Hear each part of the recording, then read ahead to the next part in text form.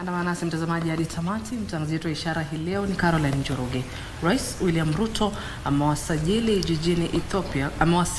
jijini Ethiopia kwa kikao cha 39 cha Muungano wa Bara Afrika, ambapo alialikwa na waziri wa viwanda wa Ethiopia Tarekeg Bululta.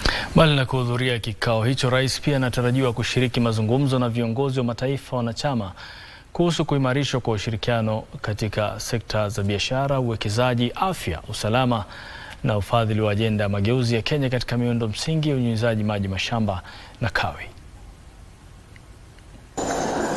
Rais akiandamana na mama wa taifa Rachel Ruto aliwasili jijini Addis Ababa, Ethiopia kwa kikao cha 39 cha Muungano wa Bara Afrika, ambacho kinajiri kukiwa na hali ya ati na misukosuko ya kiuchumi ulimwenguni. Wakati wa kikao hicho cha siku mbili, Rais Ruto anatarajiwa kushauriana na viongozi wa mataifa wanachama pamoja na kuwasilisha ripoti kuhusu hatua zilizopigwa kuimarisha uadilifu, uaminifu na ustahimilivu wa kifedha katika muungano huo.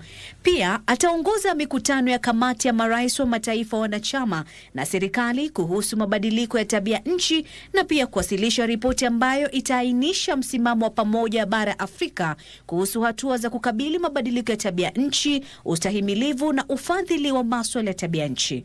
Kauli mbiu ya kikao hicho ni kuhakikisha uwepo wa maji na mifumo salama ya usafi ili kufikia malengo ya mwaka 2063. Kabla ya kuondoka humu nchini, Rais Ruto alimtunuku binti Mfalme Zahra Aga Khan, mwanaye marehemu Mwadhama Karim Aga Khan wa 4, tuzo ya rais yenye hadhi kuu ya EGH.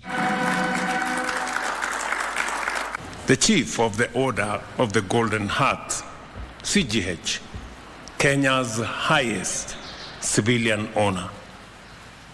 That recognition affirmed his personal commitment and the Aga Khan Development Network's distinguished and long-standing service to the people of Kenya.